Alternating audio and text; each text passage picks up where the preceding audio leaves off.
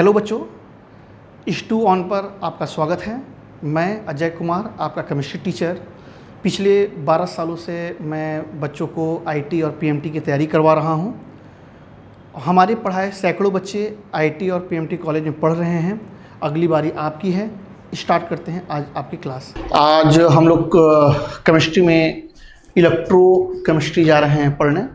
Class 12 का है। तो आज हम लोग जा रहे हैं पढ़ने इसका इलेक्ट्रोलाइसिस पार्ट। सबसे पहले हम लोग डिस्कस करेंगे इलेक्ट्रोलाइट और इलेक्ट्रोलाइसिस। इलेक्ट्रोलाइट्स क्या होते हैं?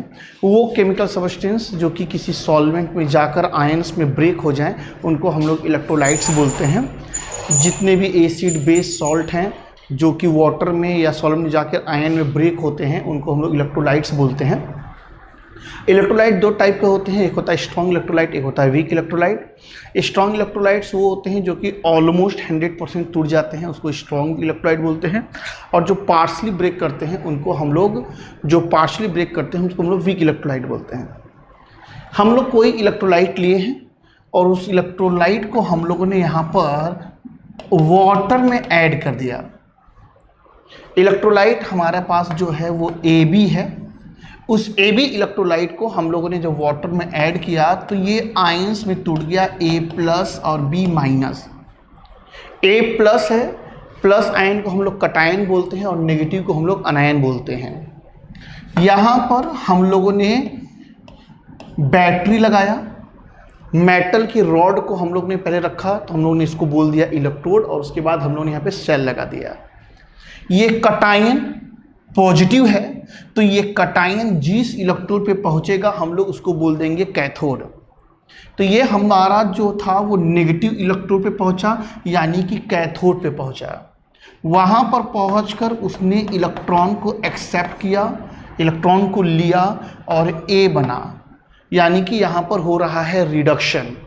रिडक्शन हमारा कहाँ हो रहा है? वो हो रहा है कैथोड पर। तो हम लोग ने एक बात समझा, जब इलेक्ट्रोलाइसिस हम कर रहे होते हैं तो रिडक्शन हमेशा हम लोग का कैथोड पर होता है। ये अनायन है, ये अनायन जिस इलेक्ट्रोड पे पहुंचेगा, अनायन हमारा जिस इलेक्ट्रोड पे पहुंचेगा उसको हम लोग एनोड बोलेंगे। ये अनायन हमारा आया और यहाँ पर अपना ऑक्सीडेशन कर लिया, इलेक्ट्रॉन को लॉस किया। ये हम लोग का ऑक्सीडेशन है। तो ऑक्सीडेशन कहाँ होगा? हम लोग का एनोड पर होगा। तो हम लोग देख सकते हैं कैथोड पर रिडक्शन हुआ है और एनोड पर ऑक्सीडेशन हुआ है। इसी को हम लोग बोलते हैं इलेक्ट्रोलाइसिस और इसको बोलते हैं इलेक्ट्रोलाइटिक सेल। तो ये हमारा पूरा का पूरा काम था इलेक्ट्रोलाइसिस का, कि इलेक्ट्रोलाइसिस किस तरह से होता है। कुछ कंपाउंड्स हैं जिनकी इलेक्ट्रोलाइसिस आपको पढ़नी है, उसमें से कुछ इंपॉर्टेंट हमने उठाया है, जैसे कि NaCl का इलेक्ट्रोलाइसिस करना है। हम लोग इलेक्ट्रोलाइसिस कर रहे हैं NaCl का इनर्ट इलेक्ट्रोड यानी कि प्लेटिनम इलेक्ट्रोड से। इनर्ट इलेक्ट्रोड से इलेक्ट्रोलाइसिस करने में और अदर मेटल के अदर एलिमेंट के इलेक्ट्रोड से इलेक्ट्रोलाइसिस करने में अंतर ये आता है कि जो आपका एलिमेंट का इलेक्ट्रोड रहेगा, यानी अदर एलिमेंट जैसे कॉपर, सिल्वर वगैरह रहेंगे, तो वो आपके इलेक्ट्रोलाइसिस में पार्टिसिपेट कर सकते हैं। लेकिन जब आप इनर्ट इलेक्ट्रोड रखोगे तो उनको आपके इलेक्ट्रोलाइसिस से कोई मतलब नहीं होगा, वो किसी भी टाइप की रिएक्शन में पार्टिसिपेट नहीं करेंगे। इसीलिए हम लोग यहाँ पर इनर्ट इलेक्ट्रोड यूज करते हैं।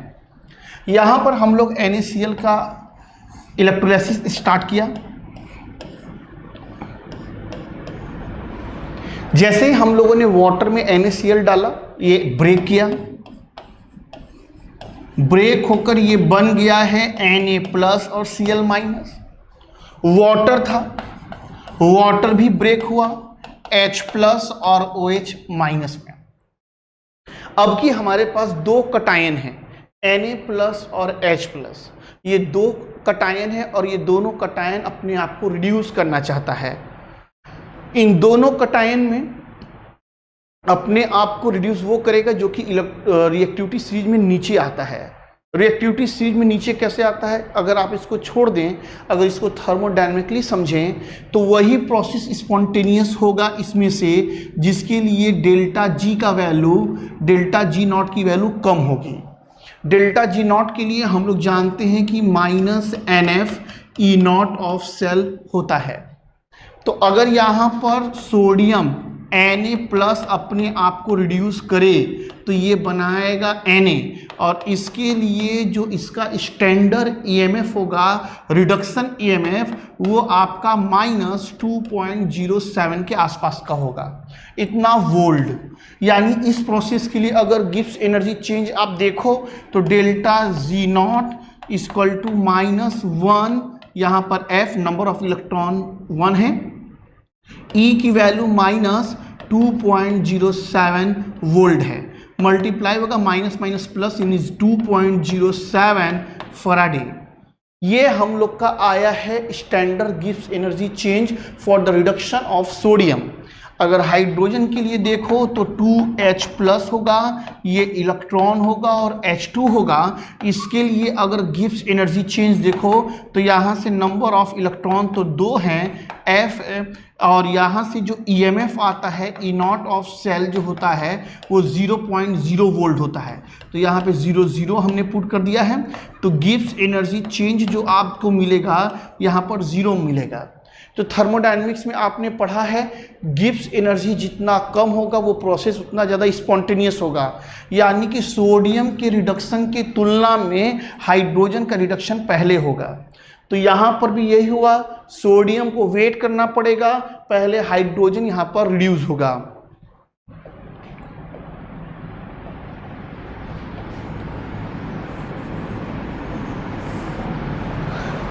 यहाँ से हम लोग आगे बढ़ते हैं तो यहाँ पर H+ आता है और ये इलेक्ट्रॉन लेते हैं और ये बन जाता है H2।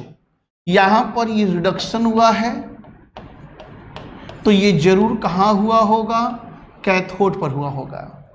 यानी कि आप NaCl का electrolysis inode electrode, platinum electrode से करते हो तो आपको कैथोड पर हाइड्रोजन गैस मिलना है।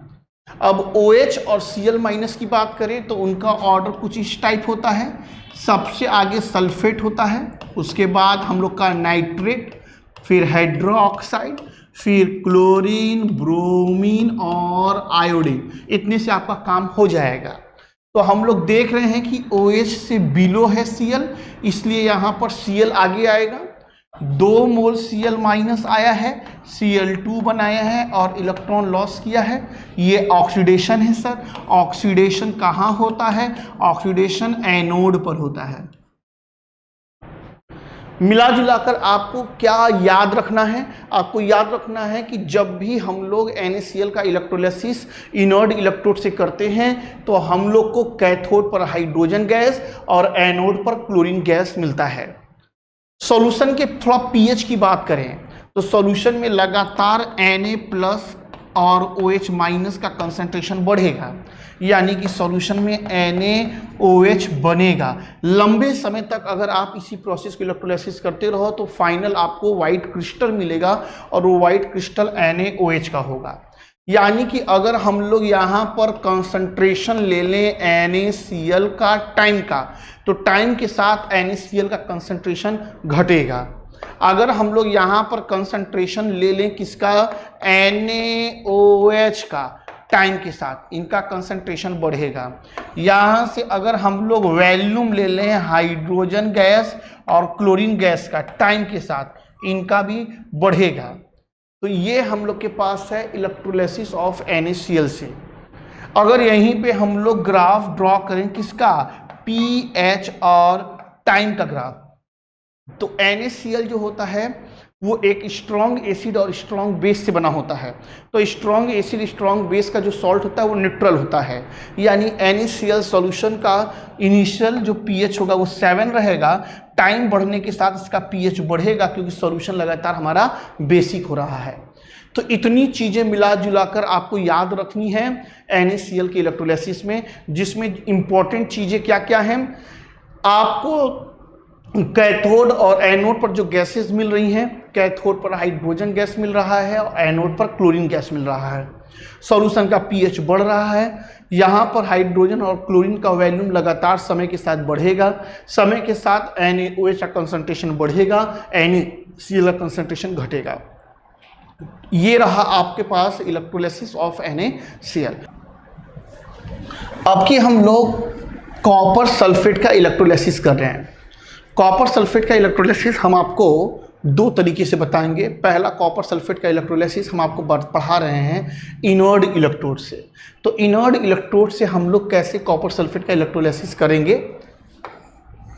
हमारे पास कॉपर सल्फेट है CuSO4, यहाँ से ये ब्रेक होगा, बनेगा Cu2 प्लस और SO4 2 माइनस। यहाँ पर H2O है, ये टूटेगा H प्लस और OH माइनस। आपके पास ये दो कटायन हैं। फिर वही था कि इन कटायन में से कौन अपने आप को रिड्यूस करेगा। गिब्स एनर्जी अगर आपको देखना है तो आप ये CO2 प्लस 2 इलेक्ट्रॉन Cu, इसके लिए जो E0 होता है वो 0.34 वोल्ट होता है।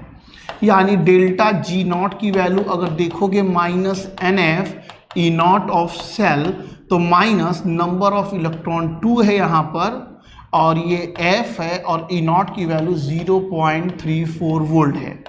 यानी कि यहाँ से -0.68 F आ गया। हाइड्रोजन के लिए आपको पहले ही बताया था कि ये 0 होता है, तो यहाँ से जो E0 होगा वो 0.00 वोल्ट होगा, तो डेल्टा G0 की वैल्यू भी 0.00 वोल्ट होगा। सॉरी,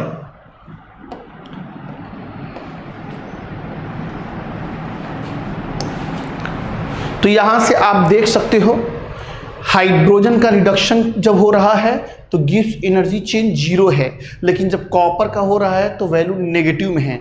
तो वैल्यू जो नेगेटिव में होती है वो ज़्यादा स्पॉन्टेनियस होता है, किसके तुलना में, 0 की तुलना में। यानी यहाँ पर अब की हाइड्रोजन रुकेगा और कॉपर आयन आगे आएगा, तो Cu2 प्लस इलेक्ट्रॉन को लेगा और यहाँ Cu बनाएगा।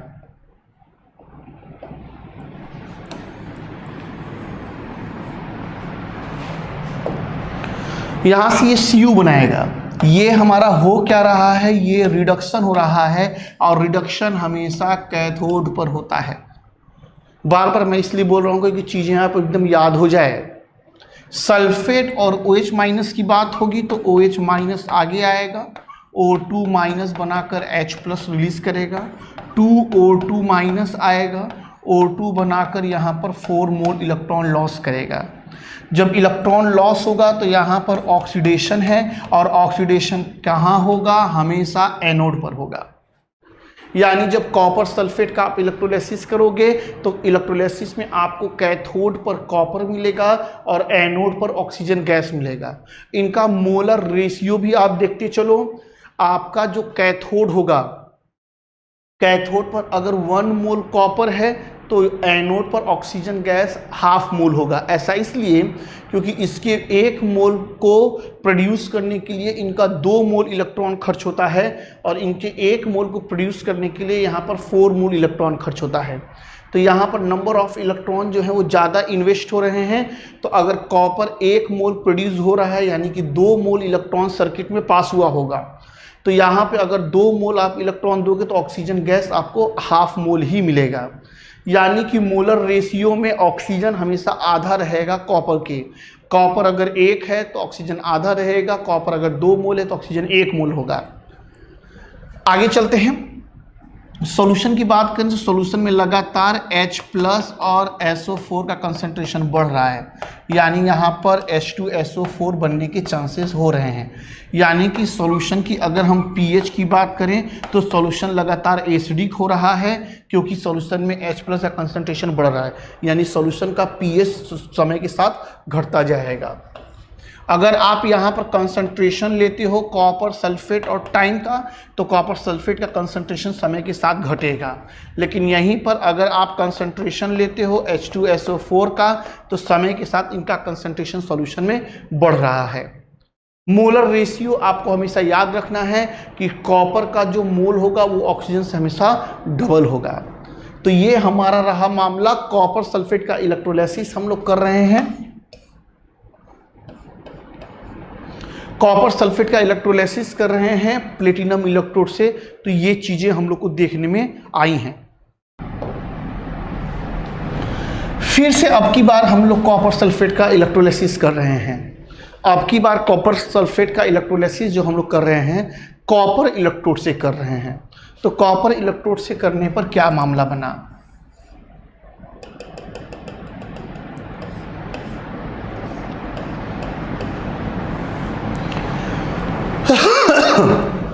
अब की बार ये जो इलेक्ट्रोड हैं वो हम लोगों ने कॉपर के रखे हैं।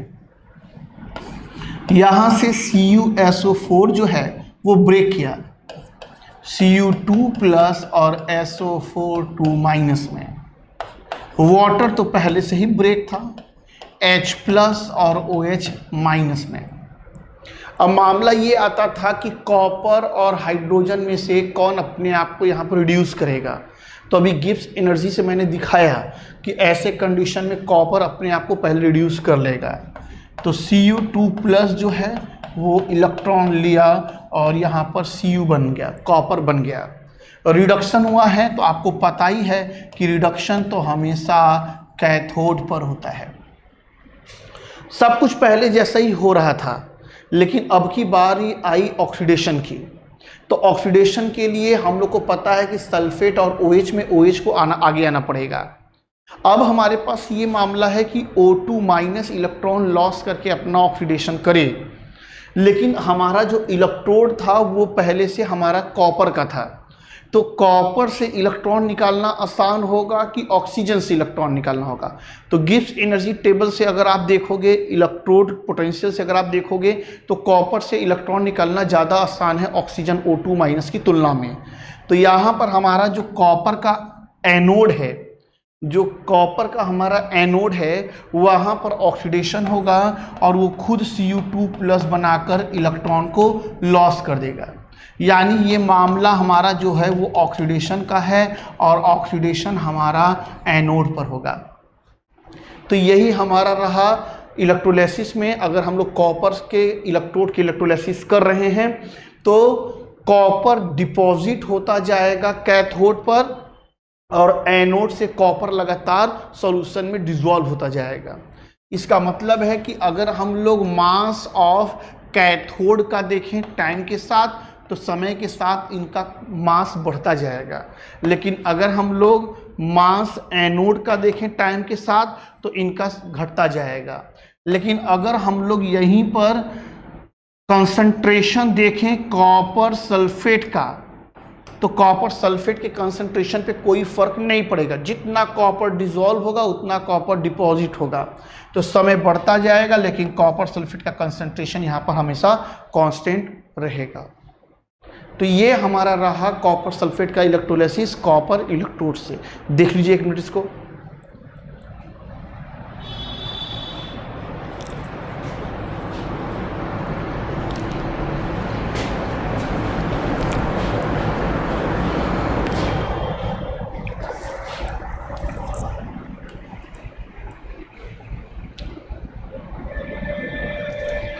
चले, अगला हमारे पास है सिल्वर नाइट्रेट।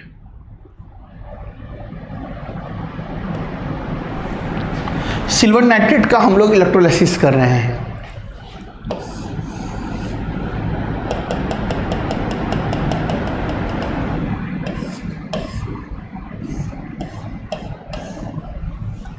हमारे पास सिल्वर नाइट्रेट AgNO3 है। ये ब्रेक किया है सर, ये ब्रेक किया है Ag प्लस NO3 माइनस में, ये ब्रेक हुआ है। एक्वस सॉल्यूशन था तो भाई वाटर था, ये भी ब्रेक हुआ H प्लस और OH माइनस में। हम लोग एक्वस सॉल्यूशन में हम लोग ये इलेक्ट्रोलाइसिस कर रहे हैं। इलेक्ट्रोड हम लोगों ने इनर्ट ले रखा है, प्लेटिनम इलेक्ट्रोड। तो हम Ag और H की बात करें तो आपको पता है कि हाइड्रोजन से बिलो होता है कॉपर सिल्वर मरकरी। तो ये यहाँ पर सिल्वर आएगा और यहाँ पर अपने आप को रिड्यूस करेगा, Ag बनाएगा। यहाँ पर रिडक्शन है और ये हम लोग का कैथोड पर होगा, यानी कि हम लोग silver nitrate aqueous silver nitrate लेते हैं और उसका इलेक्ट्रोलाइसिस प्लेटिनम इलेक्ट्रोड से करा रहे हैं, तो हमारा जो सिल्वर है वो कैथोड पर डिपॉजिट होगा। नाइट्रेट और OH आयन में OH आएगा, ऑर्डर मैंने आपको पहले ही लिखवा दिया है, O2 माइनस बनाकर H+ देगा, यानी कि यहाँ पर जो O2 माइनस है वो यहाँ पर O2 बनाकर 4 मोल इलेक्ट्रॉन लॉस करेगा। ऑक्सीडेशन है, ऑक्सीडेशन अगर हो रहा है तो हम जान रहे हैं कि ये तो एनोड पर ही हो रहा होगा, यानी यहाँ पर जब हम लोग सिल्वर नाइट्रेट का इलेक्ट्रोलाइसिस कर रहे हैं तो हमारा कैथोड पर सिल्वर डिपॉजिट हो रहा है और एनोड पर ऑक्सीजन हो रहा है। मोलर रेशियो एक बार आप चेक कर लो तो मोलर रेशियो में आप पाओगे कि जो ऑक्सीजन जो है उसको 1 मोल प्रोड्यूस करने के लिए आपका 4 मोल इलेक्ट्रॉन खर्च हो रहा है। 1 मोल ऑक्सीजन को प्रोड्यूस करने के लिए 4 मोल इलेक्ट्रॉन खर्च हो रहा है, वहीं सिल्वर को 1 मोल प्रोड्यूस करने के लिए 1 मोल इलेक्ट्रॉन खर्च हो रहा है। यानी कि अगर आपको कैथोड पर 1 मोल सिल्वर मिलेगा तो आपको एनोड पर ऑक्सीजन जो है 1/4 मोल मिलेगा। यानी कि अगर बाई चांस एनोड पर आपको ऑक्सीजन 1 मोल मिल गया, एनोड पर ऑक्सीजन 1 मोल है, तो ऑक्सीजन अगर 1 मोल है यानी कि 4 मोल इलेक्ट्रॉन पास हुआ होगा, तो अगर 4 मोल इलेक्ट्रॉन यहाँ पास होगा तो सिल्वर जो होगा वो 4 मोल प्रोड्यूस होगा। यानी कि 1 मोल अगर आपको ऑक्सीजन एनोड पर मिलेगा तो कैथोड पर आपको 4 मोल सिल्वर मिलेगा। इसलिए मैं बार बार बता रहा हूँ क्योंकि फैराडे लॉ आगे चलकर इसी सब चीज़ों पर बेस होगा। यहाँ से अगर हम लोग कंसंट्रेशन की बात करें तो सिल्वर नाइट्रेट का भाई कंसंट्रेशन तो समय के साथ घटना है।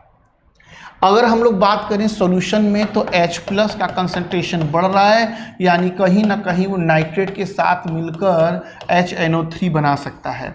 यानी कि HNO3 की बात करें तो समय के साथ इनका कंसंट्रेशन भी बढ़ेगा। सॉल्यूशन के pH की बात करें टाइम के साथ अगर pH की बात करें तो सॉल्यूशन में एसिड की मात्रा यानी H+ बढ़ रहा है तो pH जो है वो घट रहा है। तो ये हमारे पास रहा सिल्वर नाइट्रेट का इलेक्ट्रोलाइसिस इनर्ट इलेक्ट्रोड यानी कि प्लेटिनम इलेक्ट्रोड से।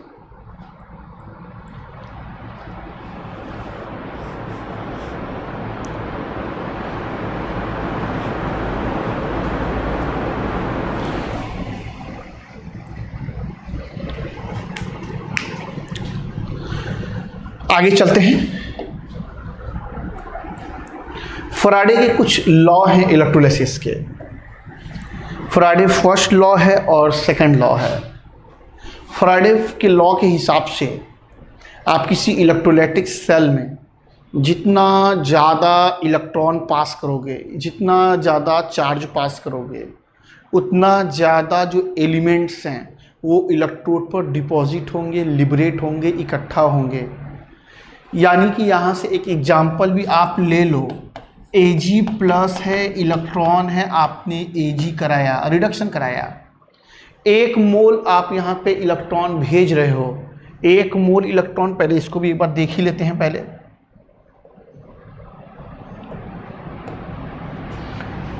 हमारे पास अगर एक सिंगल इलेक्ट्रॉन हो तो उस पर चार्ज होता है 1.6 × 10⁻⁻90 कूलम। लेकिन जब हम लोग 1 मोल इलेक्ट्रॉन लेते हैं तो 1 मोल इलेक्ट्रॉन को हम लोग 1 फैराडे बोलते हैं। तो 1 फैराडे का मतलब है कि चार्ज ऑन 1 मोल इलेक्ट्रॉन। 1 मोल यानी कि 6.022 10 के पावर में 23, 1.6 10 के पावर में -19, इतना कूलम। कैलकुलेशन करें तो 6.022 × 1.6 10 के पावर में 4 कूलम। इनका मल्टीप्लिकेशन अगर आप देखोगे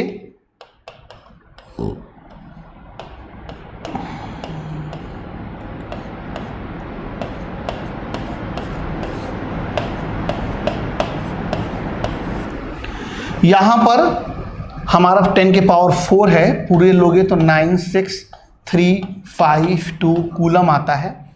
लेकिन जब हम लोग न्यूमेरिकल क्वेश्चन बनाते रहते हैं तो वहाँ पर हम लोग 1 फराडे की वैल्यू इसको न लेकर इसको राउंड कर लेते हैं और हम लोग 96500 कूलम लिखते हैं। 1 मोल इलेक्ट्रॉन पर जो चार्ज होता है उसको हम लोग 1 फराडे बोलते हैं और 1 फराडे की जो वैल्यू है वो 96500 कूलम है। यहाँ से अभी हमने बात किया था Ag का, ये इलेक्ट्रॉन लेकर Ag बना।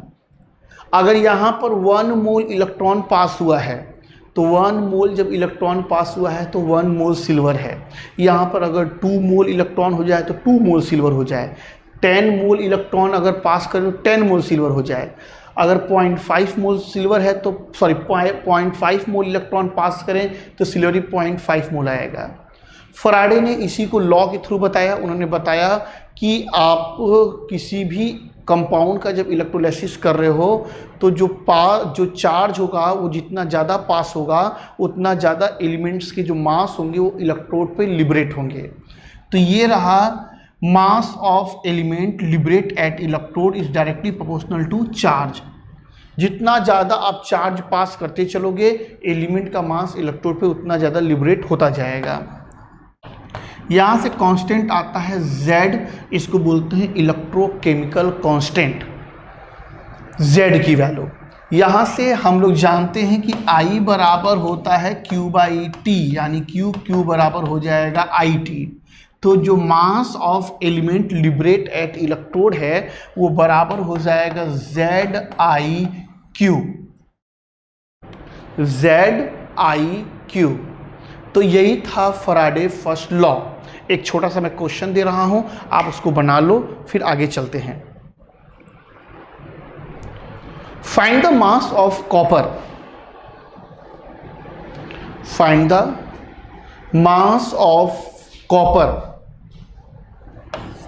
Find the mass of copper liberated at electrode. Find the mass of copper liberated at electrode when 5 ampere current, 10 minute passes through aqueous solution of copper sulfate। 5 ampere current, 5 ampere current, 10 minute passes through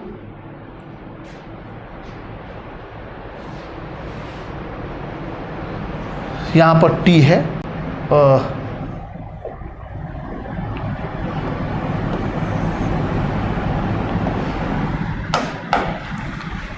passes through aqueous solution of copper sulfate CuSO4। बनाइए question.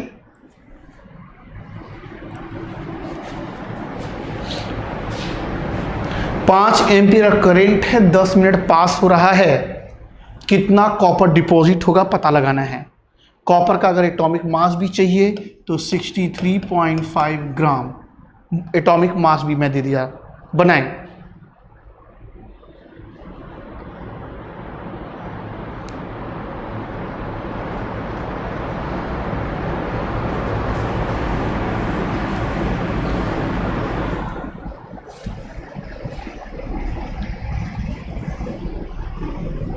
बनाइए बनाइए जल्दी।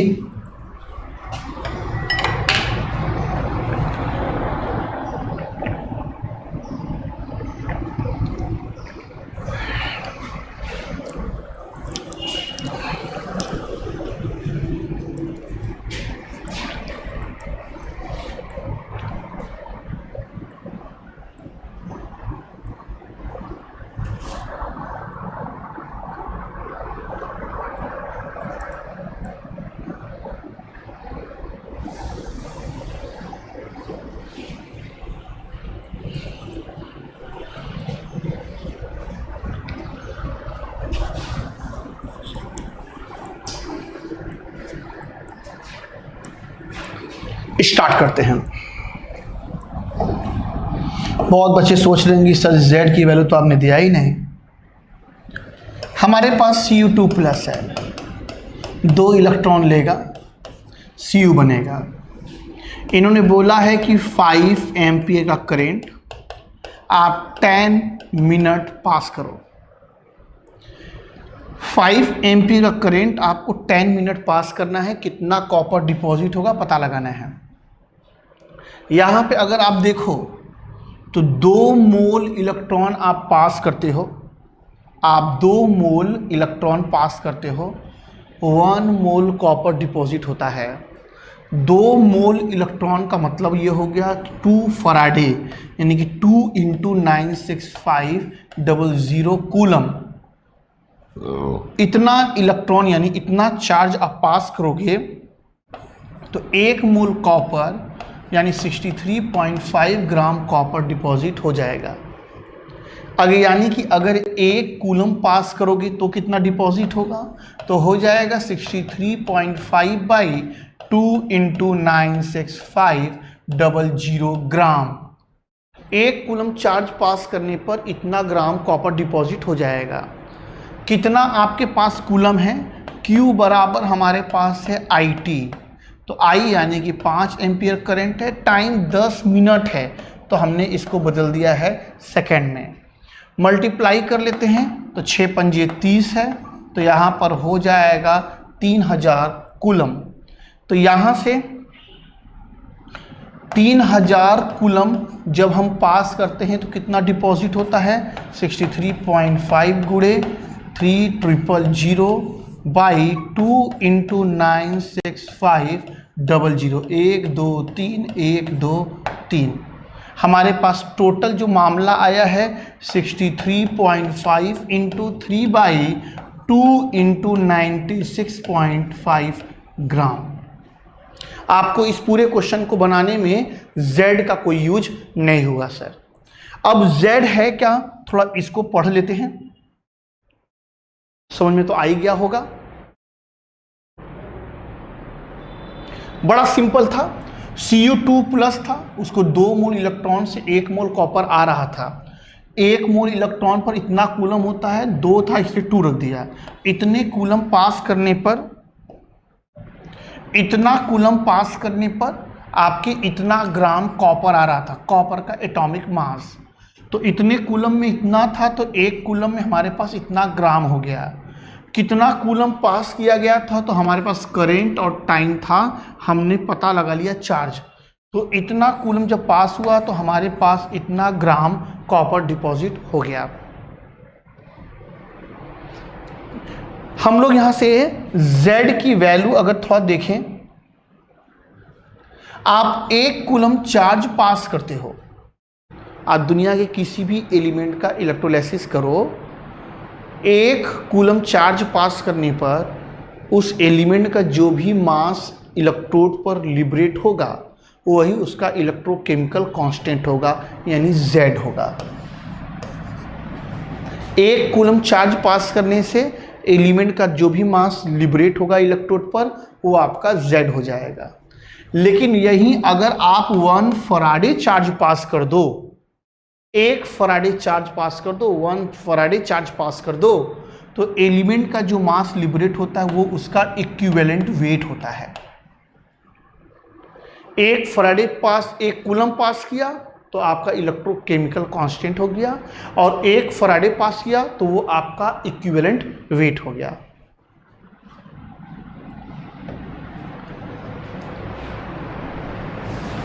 ये आपके पास एक question मैं दिया हूं, इसको बनाइए।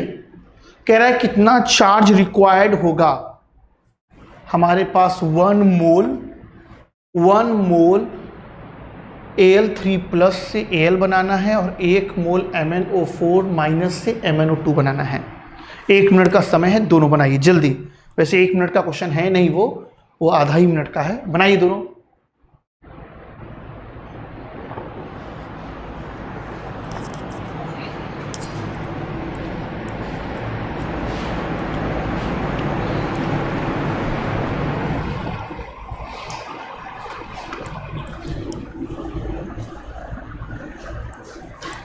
जल्दी बनाएं।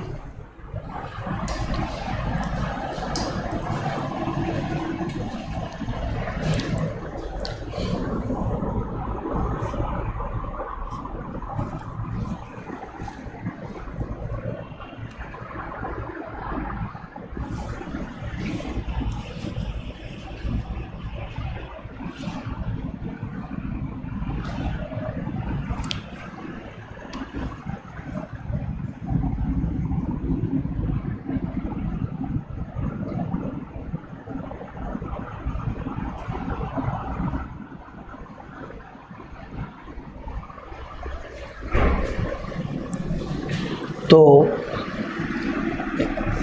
Al से Al3 प्लस है,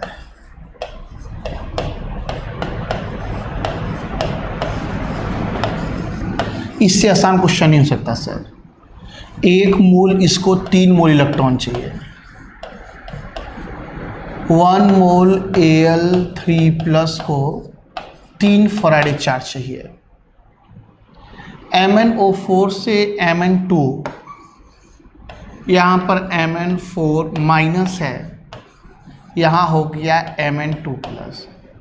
यहाँ पर मैग्नीज का ऑक्सीडेशन स्टेट देखो, मैग्नीज का ऑक्सीडेशन स्टेट यहाँ पर +7 है, यहाँ पर +2 है, तो +7 से +2 के लिए 5 इलेक्ट्रॉन खर्च हुआ होगा, 5 मोल इलेक्ट्रॉन खर्च हुआ होगा।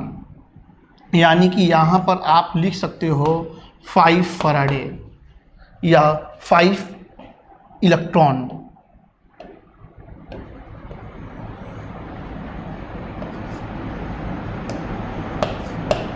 यानी कि 5 मोल इलेक्ट्रॉन खर्च होगा MnO4 माइनस से Mn2 प्लस बनाने में। नेक्स्ट क्वेश्चन है, कह रहा है कि एक 100 वाट और 210 वाट का लैंप है जो कि सीरीज में कनेक्ट है इलेक्ट्रोलाइटिक सेल से। कैडमियम सल्फेट है, मास हम लोग को कैडमियम को कितना डिपॉजिट होगा, कब, जबकि आप यहाँ पर पास करते हो 10 आवर, 10 आवर तक अगर हम लोग करंट इसको देते हैं। बनाएं।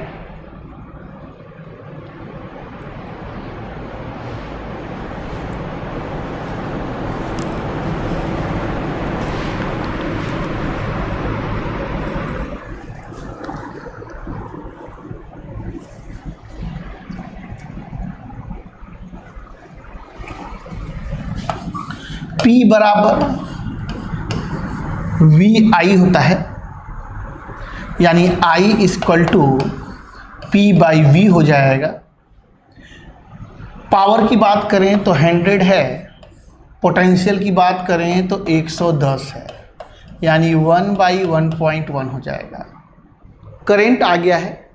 रही बात चार्ज की, तो चार्ज बराबर होता है IT, तो यहाँ से I हो जाएगा आपका 1/1.11। टाइम की बात करें तो 10 आवर है, ये मिनट में हो गया होगा और ये सेकंड में हो गया होगा। तो ये हम लोग का टोटल चार्ज आ गया।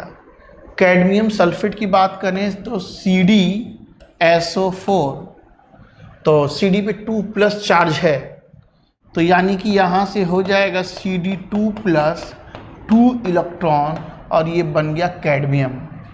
यानी कि 2 मोल इलेक्ट्रॉन यहाँ पे खर्च हम कर रहे हैं कैडमियम के रिडक्शन के लिए। कैडमियम के रिडक्शन के लिए यानी कि 2 फराडे 96500 इतना कूलम पास कर रहे हैं, तो कैडमियम 1 मोल मिल रहा है।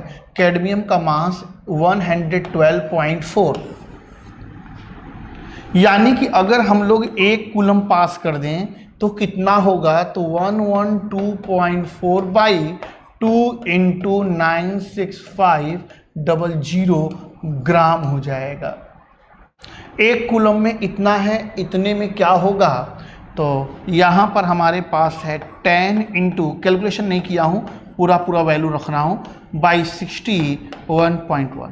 इतना कूलम पास करोगे तो कितना कैडमियम डिपॉजिट होगा, तो यहाँ से हो जाएगा 10 × 60 इंटू 60 इंटू 11 2.4 बाई 2 इंटू 96500, इतना ग्राम आपको कैडमियम मिल जाएगा।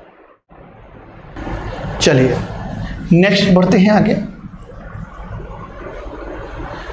कह रहा है कि हाउ मेनी टाइम, ये क्वेश्चन यहाँ पे गड़बड़ है, ये टाइम है क्वेश्चन है how many time are required for reduction of 1.23 gram of nitrobenzene to aniline by 3 ampere current. बनाइए क्वेश्चन को बनाइए। 12.3 ग्राम नाइट्रोबेंजीन को अगर हम लोग 3 एम्पियर करंट से रिड्यूस करें तो हम लोग को कितना समय लगेगा, बनाइए, बताइए हमें।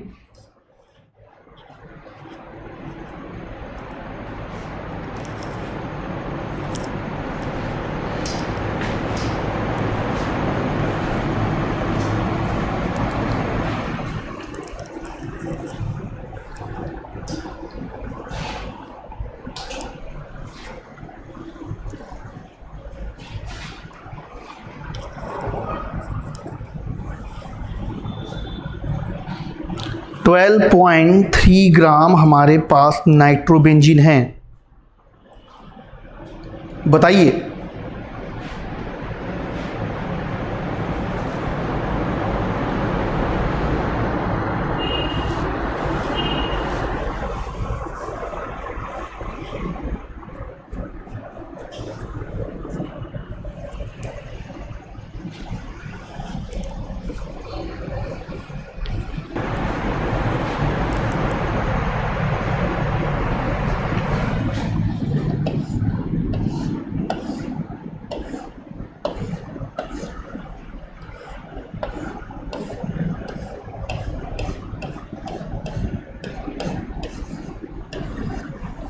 नाइट्रोबेंजीन ये है,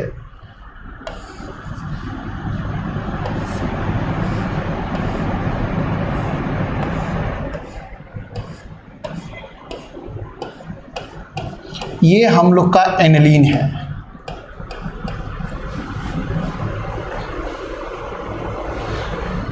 यहां से यहां आने में आपको कितना समय लग जाएगा जब आपके पास ये 12.3 ग्राम हो, बताएं।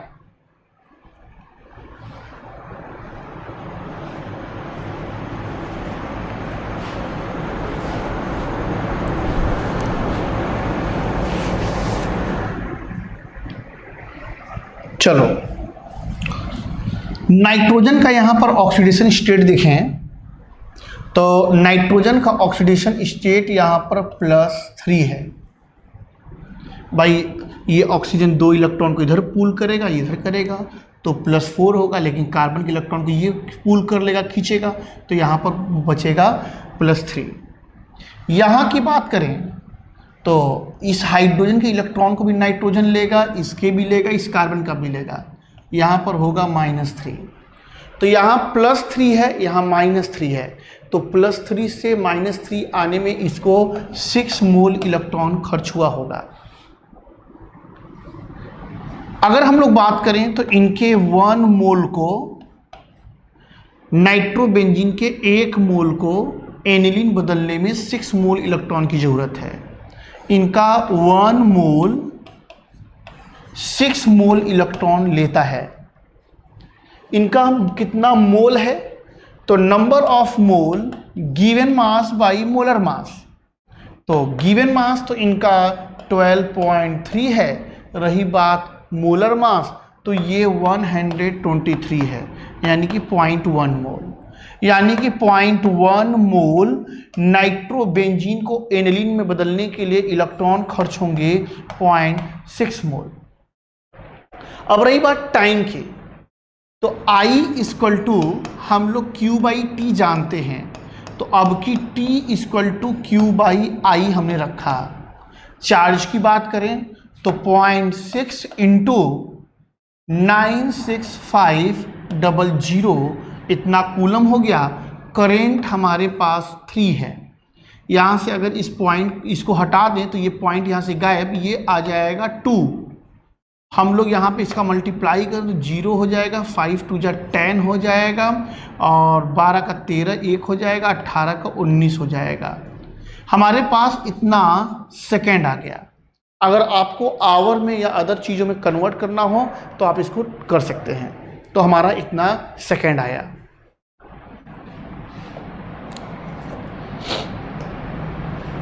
फैराडे ने इस लॉ के अलावा एक लॉ और दिया। उन्होंने बताया फैराडे सेकेंड लॉ में कि 2 या 2 से ज़्यादा इलेक्ट्रोलैटिक सेल, 2 या 2 से ज़्यादा इलेक्ट्रोलैटिक सेल अगर आपस में कनेक्टेड हों तो इलेक्ट्रोड पे जो भी एलिमेंट्स के मास लिबरेट होते हैं उन सब का मास का जो रेशियो होता है वो उनके इक्विवेलेंट वेट रेशियो के बराबर होता है। फैराडे ने बताया कि 2 या 2 से ज़्यादा इलेक्ट्रोलैटिक सेल आपस में सीरीज में कनेक्ट अगर हों तो एलिमेंट्स पर उनका जो मास है जो लिबरेट हुआ है उनका जो रेशियो है वो उनके इक्विवेलेंट वेट रेशियो के बराबर होगा। जैसे मान लो यहाँ पे कॉपर और यहाँ पे जिंक अगर डिपॉजिट होता है तो यहाँ पर मास ऑफ कॉपर जो डिपॉजिट हुआ और जो मास ऑफ जिंक है जो डिपॉजिट हुआ है वो उनके इक्विवेलेंट वेट कॉपर और इक्विवेलेंट वेट जिंक के बराबर होगा। यानी इलेक्ट्रोड पर जो भी एलिमेंट्स के मास लिबरेट हो रहे हैं उनका रेशियो उनके इक्विवेलेंट वेट रेशियो के बराबर होगा। सीरीज और पैरेलल आप लोग समझते हैं। आप सीरीज का मतलब समझ रहे हो कि सब में चार्ज बराबर जा रहा होगा। तो यहाँ पर जब सीरीज में 2 या 2 से ज़्यादा इलेक्ट्रोलैटिक सेल हम लोग कनेक्ट कर देंगे तो उनका जो मास होगा एलिमेंट का जो इलेक्ट्रोड पे लिबरेट होंगे उनका रेशियो उनके इक्विवेलेंट वेट रेशियो के बराबर होगा। यहाँ पर एक क्वेश्चन है, इस क्वेश्चन को पढ़ें और बनाने की कोशिश करें। आपको मैं 2 मिनट दे रहा हूँ क्योंकि क्वेश्चन काफ़ी बड़ा है। बनाइए।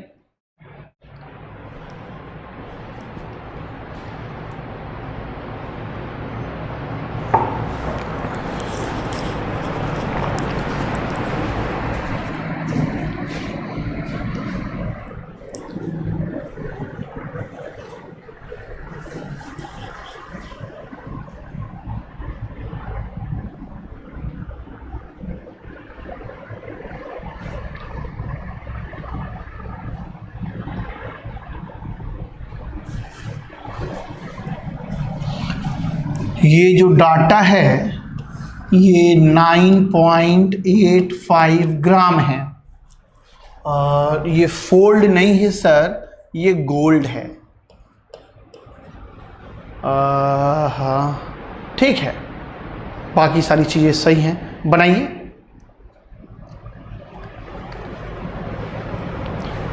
जल्दी से बनाएं।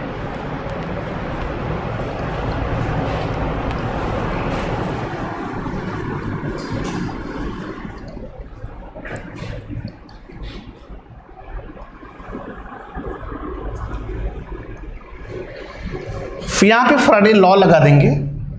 Second law, mass of gold by mass of copper equivalent weight of gold by equivalent weight of copper. Silver का मास गोल्ड का मास 9.85, कॉपर का मास आपको निकालना है।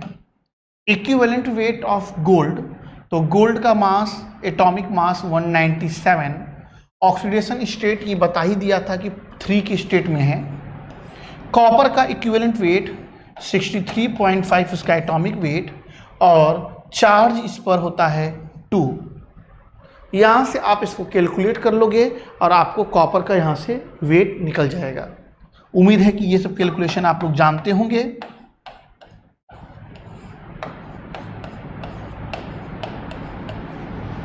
तो यहाँ से आपको कॉपर कितना डिपॉजिट होगा वो मिल जाएगा। जैसे ही आपको कॉपर डिपॉजिट मिलेगा, आप वहाँ से इक्विवेलेंट निकाल सकते हो, नंबर ऑफ इक्विवेलेंट, और नंबर ऑफ इक्विवेलेंट से आपको चार्ज मिल जाएगा। आपके पास चार्ज है और टाइम है, आपको यहाँ से करंट मिल जाएगा। नोट कर लें इसको जल्दी से।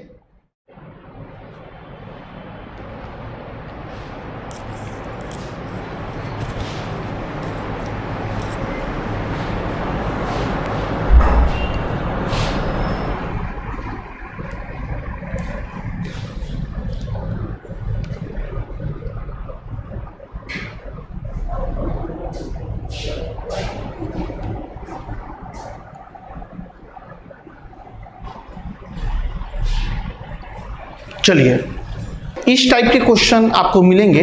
एक टाइप का क्वेश्चन मैं आपको नहीं बनवा पाया हूँ, इलेक्ट्रोप्लेटिंग का, जहाँ पर आपको एरिया और थिकनेस देगा। तो वो क्वेश्चन कैसे बनेगा, एरिया और थिकनेस देगा, आप वैल्यू निकाल लेना, डेंसिटी दिया रहेगा, मास निकाल लेना। जैसे ही मास निकलेगा, बाकी जो हम लोग नियम पढ़ते आ रहे हैं उससे हम लोग पढ़ेंगे। अगली क्लास में हम लोग इलेक्ट्रोकेमिस्ट्री का सेकंड, कंडक्टेंस, जल्दी जल्दी पढ़ने की कोशिश करेंगे। आज के लिए इतना ही।